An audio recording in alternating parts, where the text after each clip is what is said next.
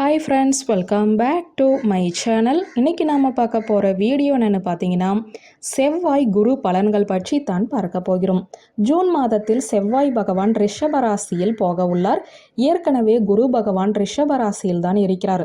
ஆதலால் குரு மற்றும் செவ்வாய் சேர்க்கை ஏற்பட்டுள்ளது. இந்த இரண்டு கிரகங்களின் சேர்க்கையால் அனைத்து ராசிகளுக்கும் தாக்கம் கட்டாயம் இருக்கும். அதிலும் ஒரு சில ராசிகளுக்கு தாக்கம் நன்றாகவே இருக்கும். அந்த ராசிகளை பற்றி தான் இன்னைக்கு நாம பார்க்க போறோம். நாம் நவ கிரகங்கள் வணங்குவது தொடர்கதையாகும். அதில் மங்கள யோக கிரகமாக விளங்கக்கூடியவர் தான் குரு பகவான். இவர் செல்வம், செழிப்பு, குழந்தை பாக்கியம், திருமண பாக்கியம் உள்ளிட்டவைகளுக்கு காரணமாக திகழ்பவர். இவர் தேவர்களின் ராஜகுரு ஆவார்.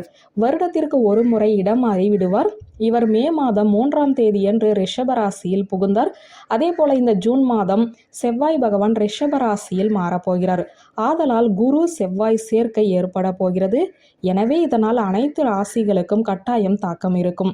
ஒரு சில ராசிகள் யோகத்தை பெற்றுள்ளனர். அது என்னென்ன அதிர்ஷ்ட ராசிகள் என்று தான் பார்க்க போகிறோம். முதலில் ரிஷபராசி. முதல் வீட்டில் குரு செவ்வாய் சேர்க்கை நிகழ்ந்துள்ளது. இதனால் உங்களுக்குள் மிக உயர்வான தன்னம்பிக்கை ஏற்படக்கூடும். உங்களுக்கு வர வேண்டிய பணம் உங்களை நிச்சயம் தேடி வரும். வேலை இல்லாதவர்களுக்கு நல்ல வேலை கிடைக்கும். வேலை செய்யும் இடங்களில் நல்ல மரியாதையும் கிடைக்கும். வேலையில் சம்பளத்தில் உயர்வு கிடைக்கும். திருமணம் ஆனவர்களுக்கு வாழ்க்கை மகிழ்வுடன் இருக்கும். அடுத்ததாக கடகராசி. 11வது வீட்டில் குரு பகவான் உதயமாகிறார். ஜூன் மாதத்தில் உங்களுக்கு அதிர்ஷ்டம் முழுமையாக கிடைக்கும். மன உறுதியும் தன்னம்பிக்கை ஏற்படும். வழக்கத்தை காட்டிலும் நடவடிக்கையில் சுறுசுறுப்பு காணப்படும். வீட்டில் மங்கள காரியங்கள் நடைபெற வாய்ப்புள்ளது. அடுத்ததாக சிம்மராசி. 10வது இடத்தில் குரு பகவான் சஞ்சாரம் செய்கிறார். எனவே உங்கள் வாழ்வில் வேலை மற்றும் வியாபாரம் உயர்வதற்கான வாய்ப்பு நன்றாகவே உள்ளது. வேலைக்கு செல்லும் இடத்தில் சம்பள உயர்வு, மரியாதை மற்றும் பெருமைக்குரிய நிறைய விஷயங்கள் ஏற்பட வாய்ப்பு கைகூடும். கணவன் மனைவிக்கு இடையே அன்பு அதிகரிக்கும். நல்ல யோகம் பிறக்க வாய்ப்புள்ளது.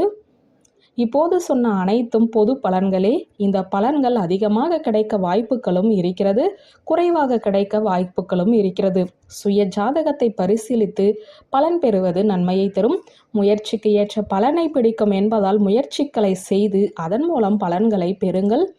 வியூவர்ஸ், இந்த வீடியோ உங்களுக்கு பிடித்திருந்தால் லைக், கமெண்ட், ஷேர் பண்ணுங்க. நன்றி.